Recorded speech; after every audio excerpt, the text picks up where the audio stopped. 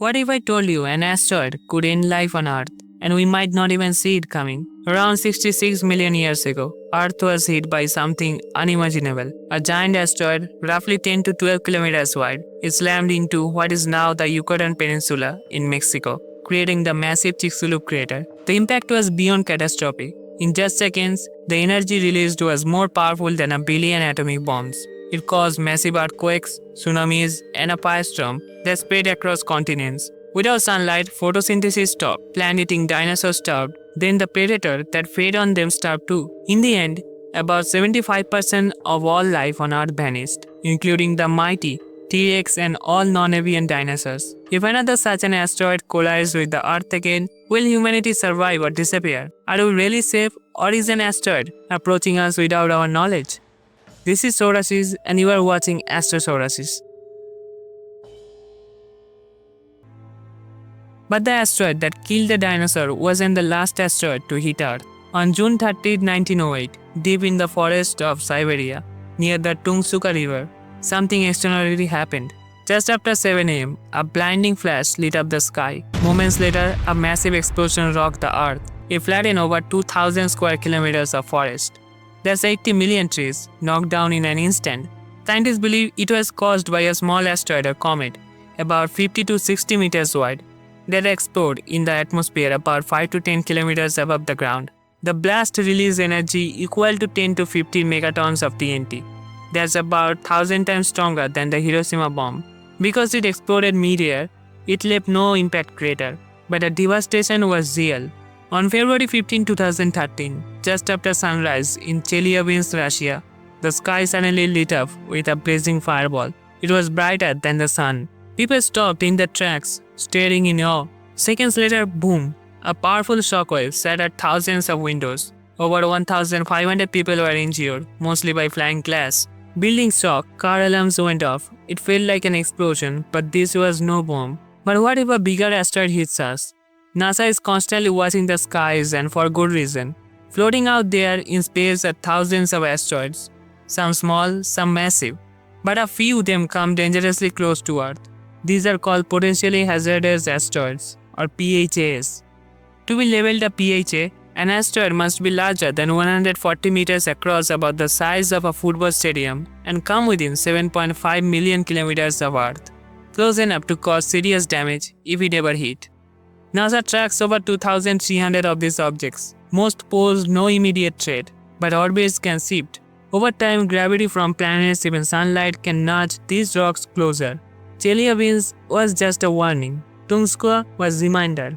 On August 16, 2020, while most of the world was focused on the pandemic, something terrifying flew right past Earth, and we didn't even see it coming. A small asteroid named 2020 QG zoomed past our planet at an altitude of just 2,950 kilometers. That's closer than many satellites, even closer than the GPS systems we rely on every day. And here's the crazy part. NASA didn't spot it until after it had already passed us.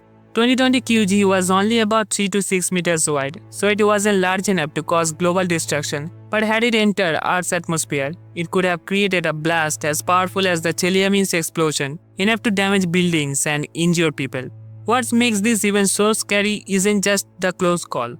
It's the fact that we only knew about it 6 hours later, thanks to the telescope in California. This flyby reminds scientists of a harsh truth. We are still blind to many of the small, fast-moving objects that could surprise us. Between Mars and Jupiter, there's a vast, silent battlefield of ancient space rocks floating through the darkness like forgotten relics of a cosmic war. It's not packed like in science fiction movies. Asteroids here are often millions of kilometers apart. But there are millions of them, ranging from tiny pebbles to Ceres, a dwarf planet nearly 1,000 kilometers wide. Every night, space sends silent visitors toward Earth. We call them NEOs, near-Earth objects.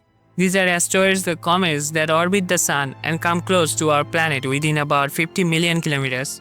That might sound far, but in cosmic terms, it's uncomfortably close. NASA keeps track of over 32,000 NEOs, and the number is growing.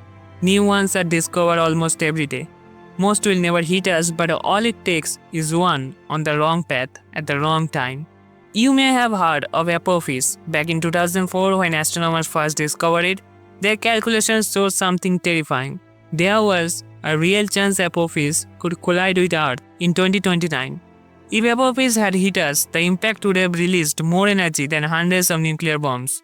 Cities would be flattened, coastal regions could flood, and the world would change forever.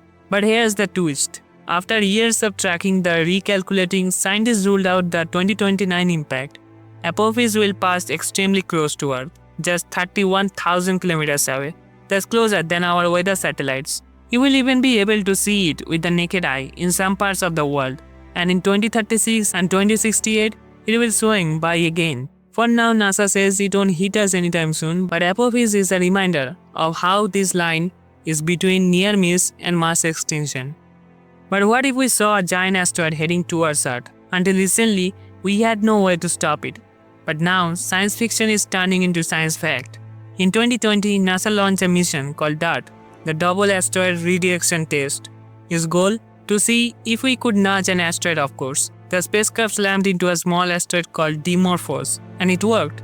Its orbit changed. For the first time in history, humans changed the path of space object. This opened a door to planetary defense. There are a few main ways scientists are planning to prevent asteroid collisions, like DART, slam a spacecraft into the asteroid and change its speed or direction, send a spacecraft to fly alongside the asteroid.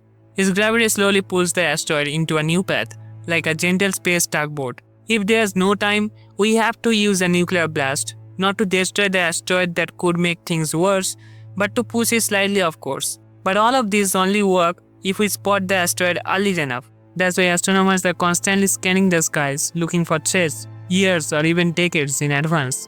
But what if one hit us? If it's small, maybe the size of a car, it will burn up in the atmosphere. A fireball in the sky, no big deal. But if it's hundreds of meters wide or worse, a kilometer or more, the result is pure devastation. First comes the impact. It hits with the force of millions of nuclear bombs. The shockwave flattens everything for miles, cities, forests, entire coastlines, gone in seconds. Then comes the firestorm. Debris shoots in the sky, ignite the atmosphere, temperatures rise, and then fall drastically as sunlight is blocked for months or even years. Crops fail, ecosystem collapse, and if it's big enough, like the one that killed the dinosaurs, it could trigger a mass extinction. Again, the dinosaurs didn't have a space program, but we do.